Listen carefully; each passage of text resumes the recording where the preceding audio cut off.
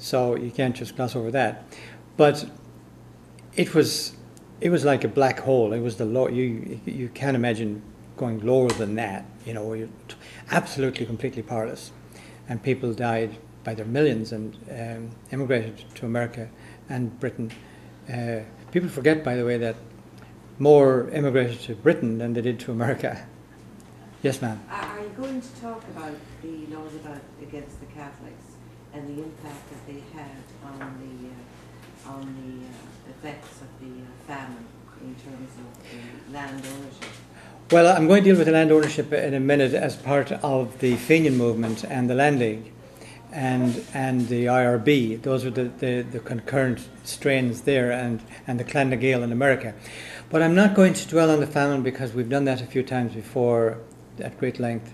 So I am kind of going to skip over it in the sense that, except in so far as to say that the marvel of it was that the Irish did not cut every English throat, so to speak, why they didn't rise in greater rebellion.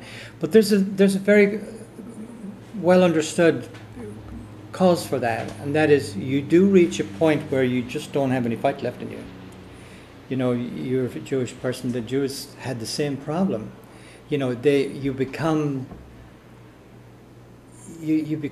just not able to fight anymore.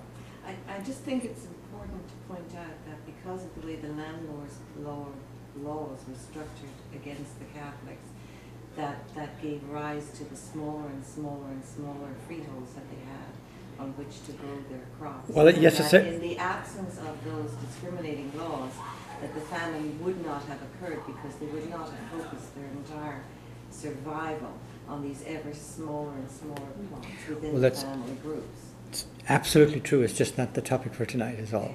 And no, it's not that it's just not because I'm notorious for getting sidetracked into things like that.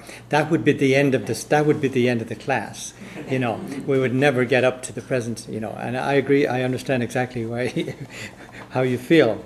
I just want to deal with this one thing, which is, you know, how that difference and those two strands have always been there, and how they affected different stages in history. Now, then I'm just going to leave the family there, and that there was no explanation for it other than it demonstrated how incredibly downtrodden, how incredibly dehumanized they had become. They had no hope. Now, they started to come back, regain some of their strength in the decades afterwards, largely because of those who did leave never forgot and sent back money. And when you read about that period, you realize how important that was. And even that took a couple of decades. So little old Bridget, who was a housemaid to the rich Jews in New York. I hate to pick on you. You know. What about the other rich people? I don't know why we do.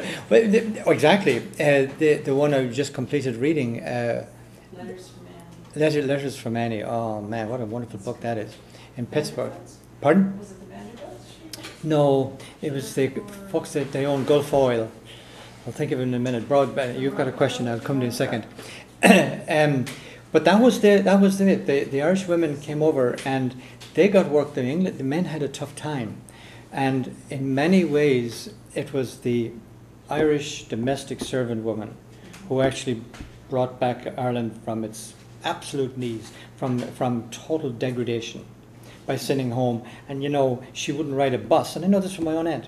They wouldn't ride a bus. They'd walk 15, 20 blocks down to the center of Pittsburgh and back, you know, so that they could send that quarter or that dime home.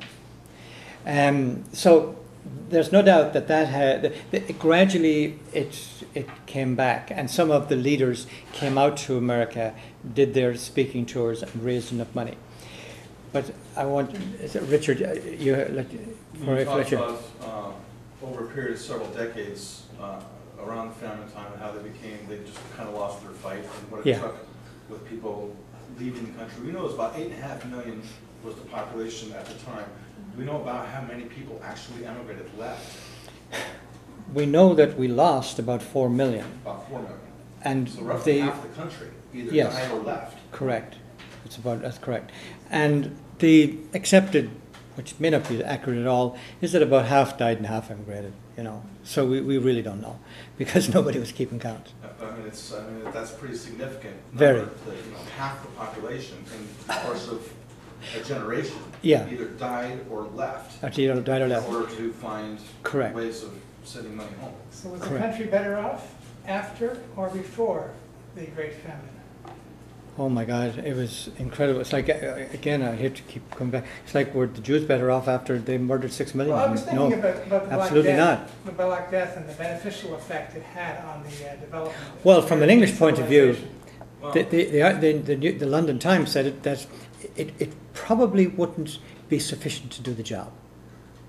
Well, it wasn't sufficient to do the job. Because they wanted to clear the population. So, you know, there's those who said that Hitler didn't finish the job. So yeah, I mean, there's horrible things thought, you know, just the mere thought of saying that. And again, the London Times quoted or commented during that period, these are all, you know, there in the archives, that they're leaving. Soon an Irishman or a Celt, as they call them, would be as rare on the banks of the Shannon as an Indian on the banks of the Potomac.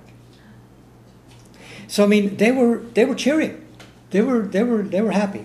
But anyway, I don't really want to get into that because, as I said, you just don't get back out of it. You become terribly caught up in it, and we have done it a number of times. So I even wrote a play about it. So I mean, I've been deeply immersed in it, but I really don't. So what were the name of these groups now that they're divided up into? Thank you. No, so then we move on to the So having sort of survived the famine in the sense that there was people still there, degraded beyond belief, but their daughters who had escaped to America and to England.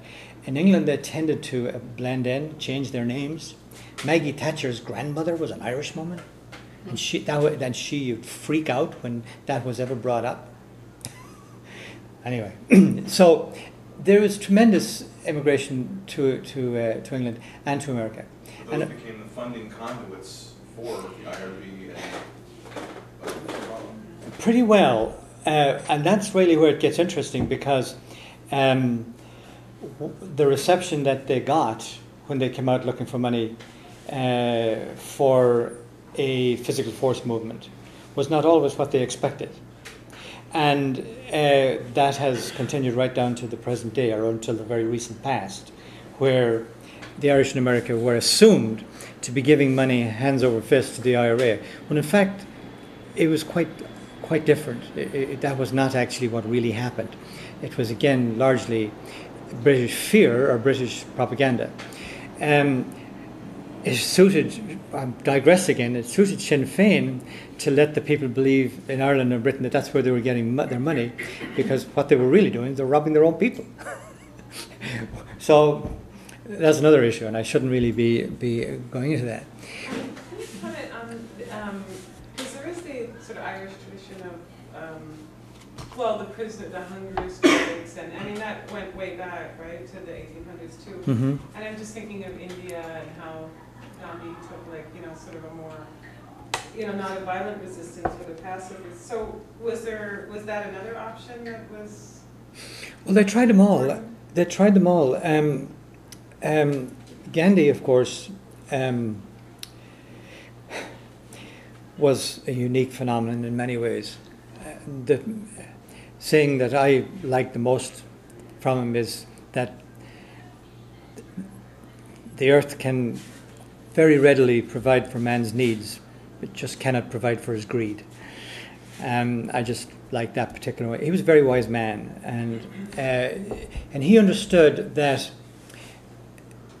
for his subcontinent, that you just, as he said it many times, we can't make Bombay and Calcutta into Birminghams and Liverpools and Leeds. It can't be done. You know, you got away with it there. You did a lot of damage to the environment, to yourselves, to everybody. It's not the way to do it. And we're rediscovering that now in our thinking and our planning, right here in San Diego, right everywhere. So industrialization is not necessary for human happiness or for human progress. And that's what he showed them. As he also joked when he was spinning his own clothes and so on, and he said to a journalist, he said, it's costing the Indian government a fortune to keep me into the poverty in which I want to keep me in the poverty that I want to be in, because of the protection, they had to. So what he tried to show was that you have to tailor your needs, if you like.